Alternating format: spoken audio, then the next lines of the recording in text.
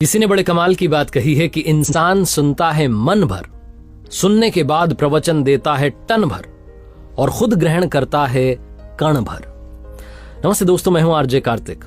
एक गरीब आदमी एक बार घूमता घामता एक राज्य की राजधानी में पहुंच गया।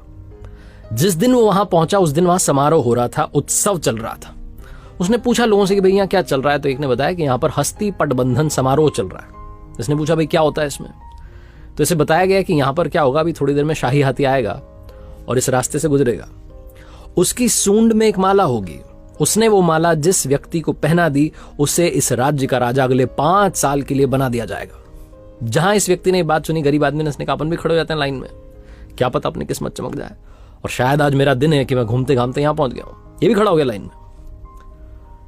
जैसे ही वो हाथी आया, शायद उस दिन प्रभु को यही मंजूर था, यही कृपा थी। वो हाथी आया, उसकी सूंड में माला थी, उसने वो माला इस गरीब आदमी को पहना दी और जैसे ही इसके गले में माला डली, लोग जयकारे लगाने लगे कि क्या बात है, मैं अपना अगला राजा मिल चुका है।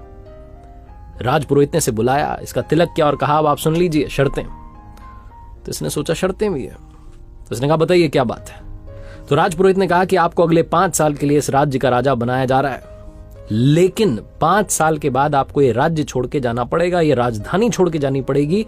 जंगल में एक नदी है जिसमें बड़े बड़े मगरमच्छ घड़ियाल हैं, वो उनसे मुकाबला करना होगा, अपनी ताकत दिखानी होगी। अगर आपने ताकत दिखा दी तो आप वो नदी पार करके जंगल में उस तरफ एक गांव है प्यारा सा सुंदर सा, वहां जाके अपना जीवन बिता सकते हैं। कुछ लोगों ने ऐसा किया है, कुछ लोग अपना जीवन गंवा चुके हैं।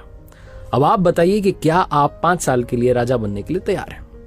गरीब आदमी, इसके पास खोने के लिए कुछ नहीं, गंवाने के लिए कुछ नहीं। इसने अपने जीवन को सोचा, लाइफ को सोचा। इसने कहा सही है, 5 साल तो राजा रहेंगे, फिर कुछ डिसाइड कर लेंगे, कुछ ना कुछ तो होगा।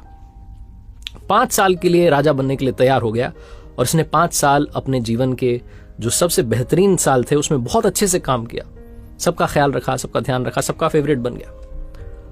और 5 साल कब खत्म हो गए पता नहीं चला। विदाई का दिन आ गया, लोगों की आंखें भर आई, कितना अच्छा राजा हमें छोड़ के जा रहा है। लोग रोने लगे कि इस बेचारे को अब यातना सहनी पड़ेगी। वो नदी जो है उसमें मगरमच्छ घड़ियाल सब मिलेंगे, क्या पता मर ना जाए। ढोल नगाड़ों के साथ में विदाई हुई, जंगल में पहुंचे। उस नदी के इस किनारे पर इसकी विदाई के लिए लोग तैयार थे, लेकिन जैसे ही इसने प्रणाम किया सबको कि धन्यवाद, बहुत अच्छा रहा, चलने लगा, तो लोग चौंक गए। ये खुशी खुशी नदी पार कर रहा था क्योंकि इसने उन 5 सालों में उस नदी पर लकड़ी का पुल तैयार करवा दिया था।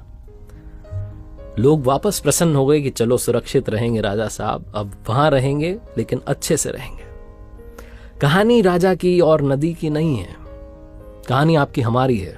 हमें भी एक लिमिटेड पीरियड मिला है जिसमें हम इस मनुष्य रूप में आए हैं, लेकिन अब हम पर डिपेंड करता है कि क्या हम जब यहां से जा रहे होंगे तो क्या हम इस भवसागर को पार करने के लिए वो पुल तैयार करते हैं, अच्छे कामों से, दुआओं से, प्रार्थनाओं से, मेडिटेशन से, कि जब हम ये दुनिया छोड़कर जा रहे हों तो हमें यातनाएं ना सहनी पड़े, हमें ऐसी जगह ना जाना पड़े जिसे नरक कहते हैं।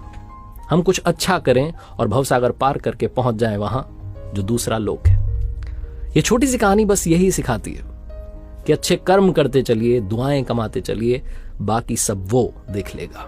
एक बार फिर से वही बात कहूंगा जो अक्सर कहता हूं, अपनी सच्ची मेहनत, अपनी फैमिली के प्यार और ऊपर वाले के आशीर्वाद के साथ कर दिखाओ कुछ ऐसा कि दुनिया करना चाहे आपके जैसे।